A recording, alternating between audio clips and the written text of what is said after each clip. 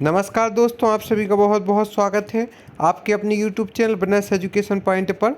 यदि अभी तक आपने हमारे इस चैनल को सब्सक्राइब नहीं किया है तो सर्वप्रथम आप हमारे इस चैनल को सब्सक्राइब करें और साथ ही साथ डिस्क्रिप्शन बॉक्स में जाकर इंस्टा मौजू के लिंक के माध्यम से आप हमारे मुख्य परीक्षा एवं प्रारंभिक परीक्षा के हस्तलिखित नोट्स भी परचेस कर सकते हैं।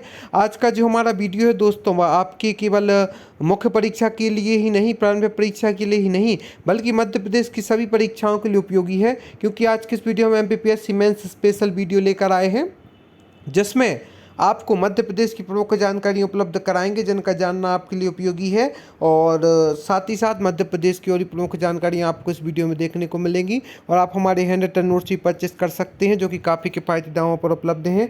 मध्य प्रदेश की औद्योगिक पेटियाँ कौन कौन सी हैं? तो मध्य प्रदेश की कुल 6 औद्योगिक पेटियाँ हैं। सबसे पहली तो है इंदौर, देवास, उज्जैन पेटी, जो सबसे पहली पेटी औद्योगिक पेटी के अंतर्गत आती है। दूसरी है जबलपुर, कटनी, सतना, रीवा, दूसरे नंबर की पेटी के अंतर्गत आती है। तीसरी है भोपाल औद्योगिक पेटी, चौथी है ग्वालियर, पांचवी है बुरहानपुर, छठवीं है रतलाम, जहां पर पर्याप्त मात्रा में उद्योग उपस्थित हैं और औद्योगिक उत्पादों की प्राप्ति होती है। तो कुल 6 औद्योगिक पेटियां हैं मध्य प्रदेश में। पहली इंदौर, देवास, उज्जैन पेटी, दूसरी जबलपुर, कटनी, सतना, रीवा, तीसरी है भोपाल, चौथी है ग्वालियर, पांचवी है बुरहानपुर, छठवीं है रतलाम। मध्य प्रदेश की प्रमुख जनजातियां हैं कोल, भील, गौड़, कोरकू, अगरिया, पनिका एवं पारधी।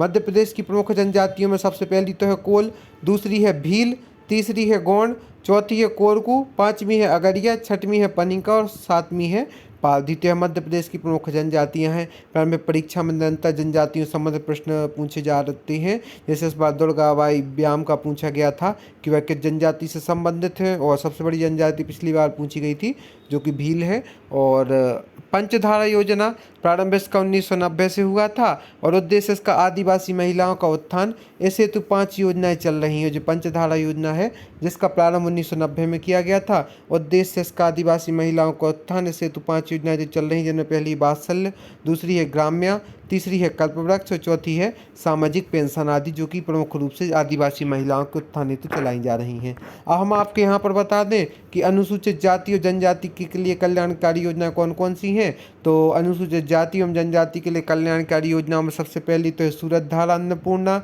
दूसरी है जनश्री बीमा योजना, तीसरी है अरुणिमा, चौथी है जावली, पाँचवीं है जीवन ज्योति, छठवीं में है शंखनाद एवं सातवीं है प्रतिष्ठा योजना। इस प्रकार से अनुसूचित जाति एवं जनजातियां, जो कि मध्य प्रदेश में सबसे सर्वाधिक मात्रा में अनुसूचित जनजातियां पाई जाती हैं, जिनकी जनसंख्या 1 करोड़ के आसपास से अधिक भी हो सकती है। छिंदवाड़ा, रतलाम, मंदसौर, अलीराजपुर, मंडला आदि प्रमुख क्षेत्रों में जनजातियां निवास करती हैं।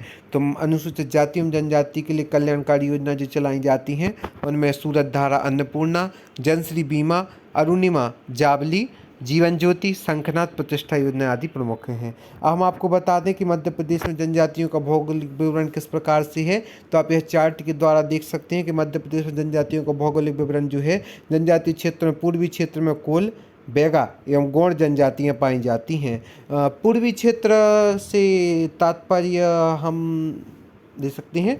और दक्षिणी क्षेत्र जो है, जैसे कि छिंदवाड़ा है, बैतूल है, खंडवा खरगोन आदि क्षेत्र हैं, बालाघाट आदि है। यहाँ पर भारिया, कोरकू, गौड़, प्रधान आदि जनजातियाँ पाई जाती हैं। जो पश्चिमी क्षेत्र है, वहाँ पर भील, भिलाला एवं कोरकू जनजातियाँ पाई जाती हैं। और अन्य क्षेत्र की जनजाति हैं सहरिया, पनिका, खेरवार। इनकी जनसंख्या तो कम है पर फिर भी यह मध्य प्रदेश से बहुल मात्रा में पाई जाती हैं। मध्य प्रदेश में जनजातियों की प्रमुख समस्या यदि हम बात करें तो मध्य प्रदेश की जनजातियों की प्रमुख समस्याओं सर्वप्रथम तो है भूमि की उर्वरता में कमी। क्योंकि जो जनजातियाँ रहती हैं वे मुख्य रूप से कृषि उत्पाद या इसके सहायक उत्पादों पर ही डिपेंडेंट या निर्भर रहती हैं। तो मध्य प्रदेश में जनजातियों की जो प्रमुख समस्या सबसे पहली तो है भूमि की उर्वरता में कमी। दूसरा भूस्वामी ना होना, वह किसी भी जाति मतलब प्रॉपर क्षेत्र के भूस्वामी नहीं होते हैं, अभी उनके लिए प्रमुख समस्या है। आर्थिक रूप से सुदृढ़ ना होना, जो हमारे मध्य प्रदेश की जनजातियां हैं वह आर्थिक रूप से सुदृढ़ नहीं है, उन्हें आर्थिक रूप से किसी न किसी पर डिपेंड होना पड़ता है और उनके पास पर्याप्त धन नहीं रहता जिनका वह संग्रह कर सके। कमाओ खाओ की नीति रहती है, एक दिन कमा कर उसी को खर्च कर लेते हैं। सामाजिक एवं तकनीकी ज्ञान का अभाव, जो हमारी जनजातियाँ हैं आज भी इनके लिए बहुत सरकार द्वारा एवं विभिन्न NGO के द्वारा विभिन्न क्षेत्रों में कार्य किए जा रहे हैं, पर फिर भी हमारे मध्य प्रदेश की जो जनजातियां हैं वह सामाजिक एवं तकनीकी ज्ञान का अभाव इनमें पाया जाता है। इसके बाद जो है, इसके बाद की जो प्रमुख है अशिक्षा। अशिक्षा जो है मध्य प्रदेश की जनजातियों की प्रमुख समस्याओं में से एक है। अशिक्षा आज भी जनजातियों की, अधिकतर जनजातियां ना तो स्कूलों का उनने कभी देखा है ना तो स्कूल जाते हैं, जिनके कारण उनमें शिक्षा का अभाव है। शिक्षा भी जो है मध्य प्रदेश की जनजातियों की प्रमुख समस्या है। इसके बाद ऋणग्रस्तता, जैसा कि हमने आपको बताया कि वह आर्थिक रूप से सुदृढ़ नहीं होते हैं तो वह बड़े बड़े साहूकारों, सेठों या अन्य लोगों से ऋण उधार लेते हैं, और ऋणग्रस्तता भी एक मध्य प्रदेश की जनजातियों की प्रमुख समस्या है। तो सर्वप्रथम तो है भूमि की उर्वरता ना होना या उर्वरता में कमी, दूसरा है भूस्वामी ना होना, तीसरा है आर्थिक रूप से सुदृढ़ न होना, चौथा है सामाजिक एवं तकनीकी ज्ञान का अभाव पाया जाता है, पांचवा है अशिक्षा, और छठवां है ऋणग्रस्तता। तो ऋणग्रस्तता है यह मध्य प्रदेश की जनजातियों की प्रमुख समस्याओं में से एक है। मध्य प्रदेश के प्रमुख जनजाति नृत्य हम एक बार आपको बता देते हैं ताकि आपके इन्हें प्रॉपर रूप से याद कर लें और आपको याद है। भड़म, अटारी, कर्मा, रीना, परधोनी, भगौरिया, हुलगी, थाप्टी, सैला, बिलमा, सरहुल और सैतम, जो कि मध्य प्रदेश की प्रमुख जनजातियां हैं। मध्य प्रदेश के विभिन्न क्षेत्रों में यह जनजाति नृत्य समय समय पर शुभ अवसरों पर विभिन्न रूप से आयोजित किए जाते हैं। इसके बाद हम आपको बता दें घोटुल प्रथा। घोटुल प्रथा के बारे में बता दें, 3 मार्क करके मैं पूछा भी जा सकता है। यह एक युवाग्रह या क्लब है। जैसा कि क्लब पाए जाते हैं, यह युवाओं का समूह पाया जाता है जो मड़िया एवं मुड़िया जनजातियों मान्य है। घोटुल प्रथा जो है माड़िया एवं मुड़िया जनजातियों प्रमुख रूप से मान्य है। इन युवागृह में अविवाहित मिलकर गांव से बाहर घोटुल गृह का निर्माण करते हैं, जिसमें वह नृत्यशाला चबूतरा होता है, जहां यह युवक युवती नृत्य, संगीत, मनोरंजन का आयोजन करते हैं। एक प्रकार से इसे मनोरंजन का माध्यम या साधन भी कह सकते हैं। तो जो घोटुल प्रथा है यह एक युवागृह है या क्लब है जो माड़िया एवं मुड़िया जनजातियों में मान्य होती है।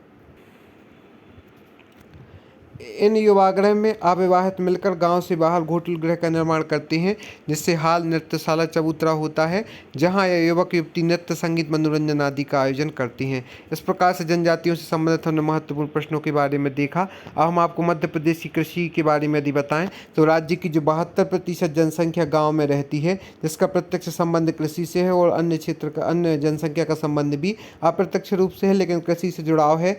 मध्य एमपी की क्रियाशील जनसंख्या का 70% भाग कृषि में लगा हुआ है। मध्य प्रदेश की जो क्रियाशील जनसंख्या है उसका 70% जो भूभाग है वह कृषि से लगा हुआ है, चाहे वह उद्योग हो, व्यापार हो या कृषि क्षेत्र हो, प्रत्यक्ष अप्रत्यक्ष रूप से कृषि क्षेत्र से ही प्रभावित होता है।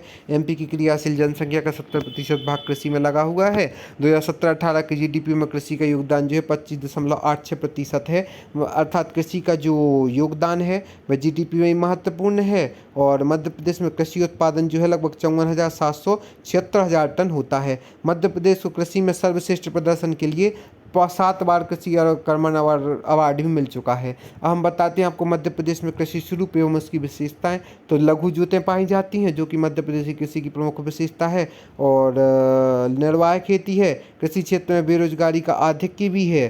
कृषि का स्वरूप बता रहे, निम्न उत्पादकता भी होती है, क्षेत्रीय विषमता भी है, पिछड़ी तकनीकें भी है। तो यह मध्य प्रदेश की जो कृषि की समस्याएं हैं। सर्वप्रथम तो लघु जोतें पाई जाती हैं, दूसरा कृषि में बेरोजगारी का आधिक्य है। मान लो 4 महीने आपका कृषि का काम प्रॉपर हो रहा है, उसके बाद तो आपको बैठना ही है, तो इसमें बेरोजगारी का आधिक्य भी पाया जाता है। निम्न उत्पादकता की प्राप्ति होती है क्योंकि प्राकृतिक आपदाएं इस पर निर्भर कर, जैसे बाढ़, सूखा आदि की कंडीशन में कृषि क्षेत्र प्रभावित होता है, प्रभावित होता है। अग्नि लग जाना या किसी और माध्यम से विरोधाभास की स्थिति के कारण, जिसकी निम्न उत्पादकता पाई जाती है। पिछड़ी तकनीक भी पाई जाती है। मध्य प्रदेश में कृषि स्वरूप जो है इसकी पिछड़ी तकनीक भी पाई जाती है। क्षेत्रीय विषमता भी बहुल मात्रा में पाई जाती है, जो कि मध्य प्रदेश में कृषि स्वरूप की प्रमुख समस्याओं में से एक है।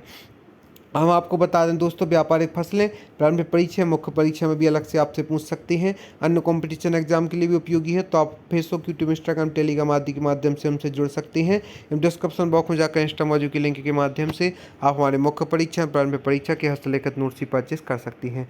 मध्य प्रदेश की प्रमुख फसलें निम्न हैं। सबसे पहली तो है कपास, गन्ना, मेस्टा, सनई, अफीम, गांजा, काजू आदि जो हैं मध्य प्रदेश की प्रमुख व्यापारिक फसलें। सबसे पहली है कपास, दूसरी है गन्ना, तीसरी है मेस्टा, चौथी है सनई, पाँचवीं है अफीम, छठवीं गांजा और सातवीं है काजू, जो कि मध्य प्रदेश की प्रमुख व्यापारिक फसलों में से एक है। मध्य प्रदेश के प्रमुख कृषि कार्यक्रम कौन कौन से हैं? तो पहला तो है मेरा खेत मेरी माटी योजना, दूसरा किसान मित्र योजना, बलराम ताल योजना जो कि तालाब से संबंधित है, मध्य प्रदेश सोलर पंप योजना, खेत तालाब योजना, प्रधानमंत्री फसल बीमा योजना। इसके बाद जो भावांतर आदि भी योजनाएं आई थी विभिन्न विभिन्न सरकारों की, जो कि अलग अलग क्षेत्रों में नए कृषि क्षेत्र को एवं कृषकों को और सामान्य जनजीवन को प्रभावित किया है। तो मुख्यमंत्री सोलर पंप योजना, खेत तालाब योजना, प्रधानमंत्री फसल बीमा योजना, बलराम ताल योजना, किसान मित्र योजना, मेरा खेत मेरी माटी योजना। इस प्रकार से मध्य प्रदेश के प्रमुख कृषि कार्यक्रमों में से एक यह उपयुक्त कार्यक्रम है। इसके बाद मध्य प्रदेश में कृषि उत्पादन बढ़ाने के उपाय में सर्वप्रथम तो भूमि सुधारों का बेहतर क्रियान्वयन, दूसरा है कीटनाशकों का उचित प्रयोग, तीसरा है कृषि क्षेत्र में उन्नत प्रौद्योगिकी का प्रयोग, चौथा है जैविक उर्वरकों का प्रयोग, उन्नत बीजों का प्रयोग, पांचवा है कृषि भूमि पर जनसंख्या के भार को कम करना। तो मध्य प्रदेश में कृषि उत्पादन बढ़ाने के उपाय में सर्वप्रथम तो भूमि सुधारों का बेहतर क्रियान्वयन, दूसरा कीटनाशकों का समुचित मात्रा में प्रयोग करना, तीसरा कृषि क्षेत्र में उन्नत प्रौद्योगिकी का प्रयोग, चौथा है जैविक उर्वरकों का प्रयोग, उन्नत बीजों का प्रयोग और पांचवा है कृषि भूमि पर जनसंख्या के भार को कम करना। इस प्रकार से आज के वीडियो में मध्य प्रदेश की प्रमुख जानकारियों को देखा। इसी प्रकार आप हमारे साथ बने रहें और भी जो प्रमुख जानकारियाँ होंगी हम आपके लिए उपलब्ध कराएंगे। साथ ही साथ वन रक्षक की परीक्षा आने वाली है तो वन से संबंधित कंटेंट भी उपलब्ध कराएंगे। इसी प्रकार से आप हमसे जुड़े रहें और आज ही हमारे हैंड रिटन नोट्स परचेस करें जो कि आपके लिए लाभकारी होंगे। आप सभी का बहुत बहुत धन्यवाद हमारे इस वीडियो को देखने के लिए। हम आशा करते हैं आगे भी आप हमारे साथ यूँ ही जुड़े रहें।